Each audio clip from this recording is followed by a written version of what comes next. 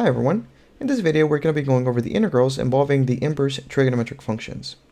Now I would like to point out that these formulas will be derived using techniques that we will learn later on in section 8.4.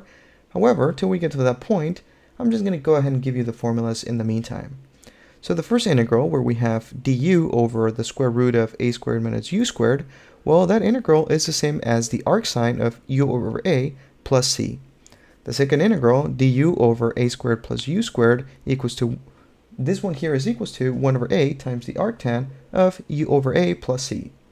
Lastly, if you see an integral that looks like du over u times the square root of u squared minus a squared, that is the equivalent of 1 over a times the arcsecant of the absolute value of u over a plus c. Now, let's go ahead and put these nice integrals into practice with a couple of examples. And let's go ahead and begin here with example 11. Alright, so let's begin here with part A, which gives us the integral of 2 over the square root of 16 minus 9x squared dx. Now before we begin here, I would like to point out that it's sometimes easy to recognize when you're dealing with an integral that would result in an inverse trig function, because if you notice, you're always dealing with some denominators that have terms that are squared. Now a couple of them do have the square root of a difference of squares, that's a big hint, but also you have the integral here with an a squared plus u squared in the denominator, a sum of squares.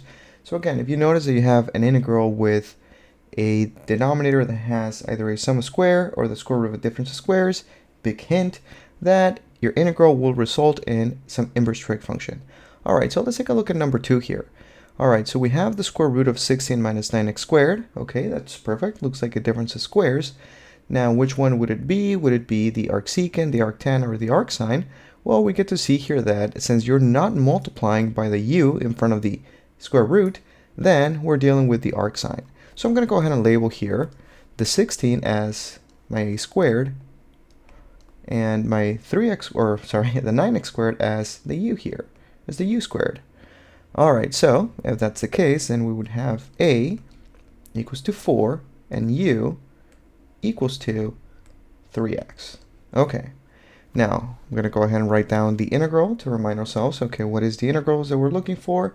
So whenever we have the integral of du over the square root of a squared minus u squared, this will give us the arcsine of u over a. Perfect. Alright, now I would look to point out here that just because we have identified the u, that doesn't mean that we will not require a u substitution, because again, notice on the numerator we have a du, so let's go ahead and figure out the du. In this case, the du is equals to 3 dx. Perfect. Now the thing here is though that, yes, our du is 3 dx, but we don't have a 3 dx. We have a 2. So what can we do? Well, I'm going to go ahead and do a couple of things here, but first I'll begin with a trick that I like to tell my calculus students whenever they're struggling with a u substitution. So what we can do here is solve for dx. So once we do, we're going to be obtaining a dx is equals to a 1/3 du. Now, what I'm going to be doing now here is substituting both the u whenever I can and the dx as well. So that's going to give us here a 2, that's a constant, so I'm just going to go ahead and take it outside the integral. So that gives us a 2 times the integral of 1 over the square root of 16 minus u squared, I'll put it in blue here, u squared times dx, but we know now that the dx is the same thing as a 1/3 du. Okay, so you get to see here that, okay, well, once we made the substitution, we have a 1/3 that's popping up. Oops, there we go, popping up here. Alright, so it's a constant, so I'm also going to go ahead and take it outside, and that's going to give us here a 2/3 times the integral of du over the square root of 16 minus u squared. Alright, so using our formula here, we're going to have 2/3 times the arcsine of our u, put it here, 3x, divided by a, so over 4. And last but not least, plus c. And there we go. We have our solution. Alright, so I'm going to go ahead and keep on using this trick of solving for dx with a couple more integrals.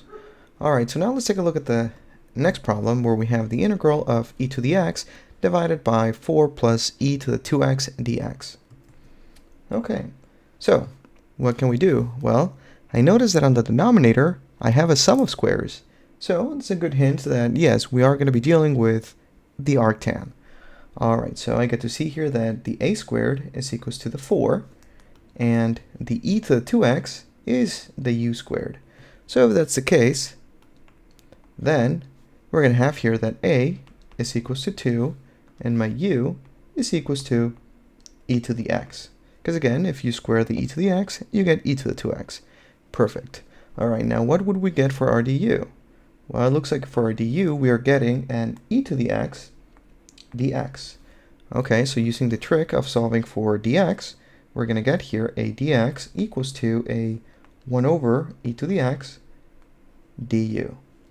All right, perfect. So I'm going to go ahead and substitute in my u's and the dx, which is going to give us now the integral of e to the x all over 4 plus u squared times dx, which we know is the same thing as 1 over e to the x du. And lo and behold, the e's to the x cancel, and now we're just left with the integral of du over 4 plus u squared, which is exactly what we wanted to get the arctan. So our answer here is going to be, now I'll go ahead and write down the integral for the arctan so you guys are aware of it because it's further above in the screen. So if we're dealing with the integral of du over a squared plus u squared, well, this is the same thing as 1 over a times the arctan of u over a plus c. So for our problem then, we're going to have 1 over the a, which we know it's 2, times the arctan of u, which was the e to the x, divided by 2. And last but not least, plus c. Perfect. All right, now this one's here, don't seem too bad. Let's take a look at another one here. For example C, we have the integral of 5 over 3x times the square root of x minus 4. Now, at first glance, I get to see here that, okay, well, I have an x here, then I also have another x here. So I have something outside the square root, so at first glance, it might seem like we are dealing with the arcsecant. However, notice that for the arcsecant, the formula says that you have a u outside, but then you're taking the square root of a u squared. So it's not quite what we have here, because it would have been really nice if we had an x squared here. It'd be a lot more straightforward. But that's not what we have, though. So what can we do? Well, I think that we can tweak the problem a little bit, manipulate it algebraically, and maybe get a better result, a better integral. All right, so it still follows somewhat the similar formula, so I'm still going to go ahead and claim that this one here will be my u squared, and our 4 is the a squared. Okay, so if that's the case, then what we would have here is that u squared is equals to x, so that means that u is equals to the square root of x. Okay, now what about the a? Well, if the a squared was the 4, then yes, the a is equals to 2. All right, so what about the du? Because that might provide a hint as to how we can proceed. Well, if we go ahead and take the derivative of the square root of x, then we would get here that the du is equals to 1 over 2 times the square root of x. Well, do we have a square root of x here in our problem? Not quite. Or maybe we do, because if we think about it, well, if we know that u squared is the same thing as x, well, couldn't we just say that x is the same thing as the square root of x times the square root of x? That's certainly true, and that's what I'm going to go ahead and do right now. I'm going to go ahead and take my problem here, and I'm going to go ahead and start rewriting it here by substituting the x as the square root of x times the square root of x. Well, since we're going to be substituting, might as well figure out what the dx is. Forgot to write down the dx. There we go. So if we solve for dx, we get to see here that the dx is equals to 2 times the square root of x du. All right, now I'm going to go ahead and substitute everything here. So I'm going to have a 5 over 3 that I can take outside times the integral of 1 over x, which is the same thing as the square root of x times the square root of x, square root of x times the square root of x, times the square root of, well, x, we said it was the same thing as u squared, so I'll write here u squared minus 4. Now put everything, there we go, times dx, but what is our dx? Well, we have our dx as 2 times the square root of x. Now, I'm going to go ahead and make one more substitution because, again, remember, well, we know that the u is the same thing as 1 of the square root of x's, so I'll turn this one here into my u. There we go. Now, what else do we have here? The du, that did not write. There we go. Alrighty. Now, this is where the magic will begin to happen. Well, I get to see here that this square root of x on the top is going to cancel this one. So now what we're going to be getting here is a much nicer integral. We're going to have 2 times 5, which gives us a 10 over 3 times the integral of 1 over u times the square root of u squared minus 4 du. All right, perfect. So now this looks pretty much like the integral of the integral that gives you an arcsecant. So this one here is going to give us, well, let me go ahead and write down the integral for that gives you the arcsecant. So we have here, if we happen to notice, then we have the integral of du over u times the square root of u squared minus a squared. Then this is going to give us here a 1 over a times the arcsecant of the absolute value of u over a plus c. Okay, so using this integral here, we're going to go ahead and get the answer.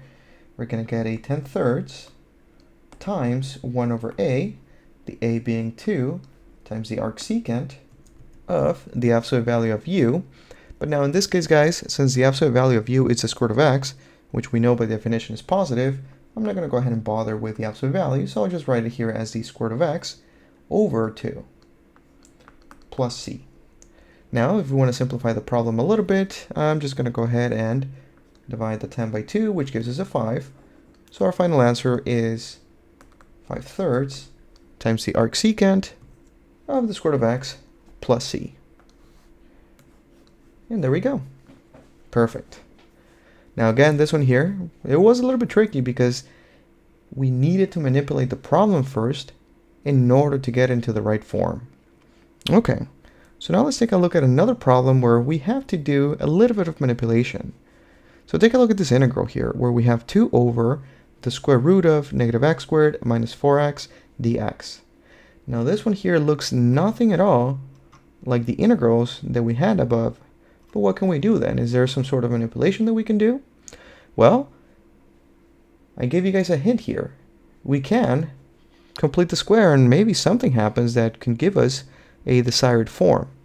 Alright, so I'm going to go ahead and complete the square on the negative x squared minus 4x. Okay, so if we're given the negative x squared minus 4x, remember anytime that you want to complete the square, you want the leading coefficient to be a positive 1. So I'm going to go ahead and factor out the negative, and we're left with an x squared plus a 4x. Okay, now this is where we're going to be completing the square. Now remember, whenever we're completing the square, we need to add a b over 2 squared. So we're going to have here an x squared plus 4x plus, well, the b is 4, so b over 2 squared, that's going to give us another 4. But if we're adding a 4, if we want to maintain the equality here, we don't want to change the problem, then if we added 4, then we also need to subtract 4. Okay, now, once we added the 4 here, we managed to complete the perfect square trinomial. So this one here is going to simplify to x plus 2 squared. But don't forget though, we were still multiplying everything here by a negative. So I'm going to go ahead and distribute this negative. And that's going to give us then a negative x plus 2 squared plus 4. Okay. So now I'm going to go ahead and rewrite the problem here. This integral is the same thing as 2 over the square root of. Now notice here that we were starting off with a negative. I don't want to start off with a negative, so I'll just switch the order. I'm going to go ahead and write down the 4 minus x plus 2 squared. Okay. Now it's looking a little bit better, or a lot better, dx. Okay, so now that we have it in the desired form, let's see, does this integral look like it's going to give us an arcsine, an arctan, or an arcsecant? Well, it has a square root, so it's either going to be the arcsecant or the arcsine, but I don't see a u outside or anything multiplying the square root, so it will be an arcsine. Perfect. Now we still need to identify our u's and the a, so we get to see here that the u squared is the same thing as the x plus 2 squared, so then that means that our u is equals to, I'll put it here, a u is equals to an x plus 2, which means that the du is a 1 dx. Okay, we also have an a squared given here by the 4. So that means here then that the a is equals to 2. Alright, so I think we're ready to put everything together. So our final answer here, this integral, is going to be equals to 2 times the integral, well, I'm just going to go straight to the answer, guys. 2 times the arcsine of u, which is the same thing as the x plus 2, divided by 2 plus c. And there we go. We've done the problem here. Now, if there's any questions about completing the square, please let me know in class. But fret not, guys, because we are actually going to be taking a look at completing the square with many types of integrals in a different section, because it's going to be one of the techniques that we use to simplify some integrals, or the techniques that we will be able to use to manipulate the integral to make it something that's more digestible, I would say. Okay, now let's take a look at another integral here. Now this time around, we are going to be dealing with a definite integral where we have the integral from 0 to 1/2 of the arc cosine divided by the square root of 1 minus x squared dx. Now this one here looks kind of scary because we have an integral that has an arc cosine already. We really haven't encountered that. However, if you take a look at the denominator, well, we have a square root of 1 minus x squared, which seems like it's a square root of a difference of squares. So it's most likely the case where we are going to be needing to use some of the integrals for the inverse trig functions. So how do we do it here?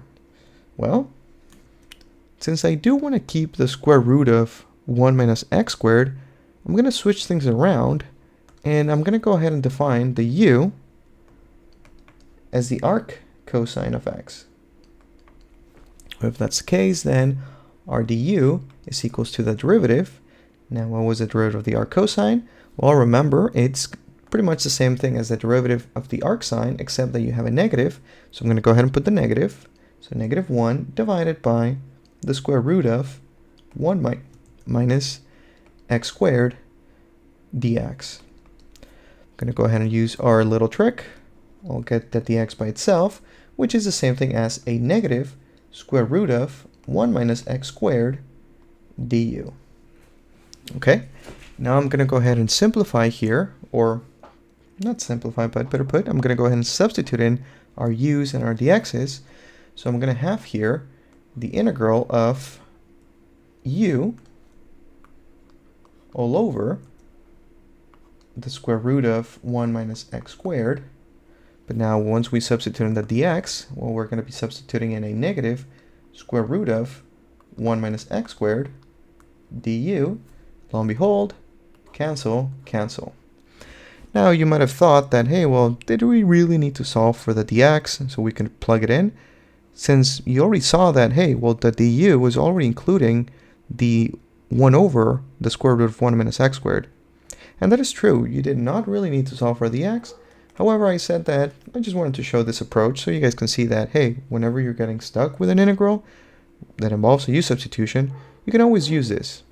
All right, so what we have so far here is the integral, well, I'll put the negative in front, of u du. But notice here that we were dealing with a definite integral, so what happened with the bounds?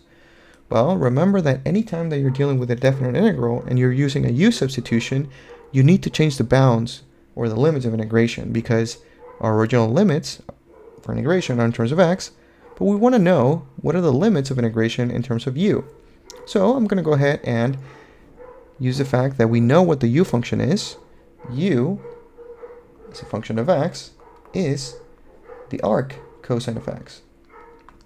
Alright, so now I'm going to go ahead and evaluate our u at the lower limit, or the lower bound, and that's going to be here, u of 0, which is the same thing as the arc cosine of 0. So what is the angle whose cosine is 0? Well, the angle whose cosine is 0 is pi over 2. Okay, so here's our lower limit of integration, a pi over 2. Now what about the upper limit? Well, what is the function u evaluated at our upper limit, 1/2? Well, let's see, what is the arc cosine of 1/2? So in other words, what is the angle whose cosine is 1/2? Now, I'm not going to go ahead and reference the unit circle, but if you happen to know it, or if you want to use the unit circle, that's fine, but the angle should be the pi over 3. Alright, so now we have our limits of integration. Okay, so let's go ahead and perform the integral, which I'll continue here below. If we're dealing with the integral of u, then that's just going to give us, I guess I'll write it again. There we go, that's our integral, so that should give us a negative u squared over 2, and we're evaluating this one here at pi over 2 and pi over 3. And again, remember guys, this is basically the fundamental theorem of calculus. It's a good refresher here. So we're going to have now a negative pi over 3 squared. I guess I'll put the negative 1/2 here outside. It multiplies. There we go. So we have a negative 1/2 outside times pi over 3 squared minus, now we evaluate at the lower limit, pi over 2 squared, which is going to give us a negative 1/2 times pi squared over 9 minus pi squared over 4. On the other hand, if you try to use this same approach with the second example, well, you'll notice that, okay, well, yeah, the du is giving me an x that we don't have. So we cannot use a u substitution here. What we can do instead is recognize that, hey, well, since I have a sum of squares in the denominator, I can think of this one here as being my u squared, and the 9 it's representing our a squared, so then our u is equals to x, and our a is equals to 3. Well, if our u is equals to x, then the du is 1 dx. And there we go. We have a 1 dx right here on the top. So this is going to give us then the arctan, or it's going to give us the arctan, but remember, whenever we're dealing with this type of integrals, it's going to be 1 over a, so 1 over 3, times the arctan of u divided by a plus c. Okay, so again guys, notice just because you're dividing by some squares, that doesn't mean that automatically you're going to be using the arctan, because if you had an x on the numerator, then a regular u substitution would have worked just fine. Alrighty guys, so this is it for this video, and I'll see you guys next time. Have a good one.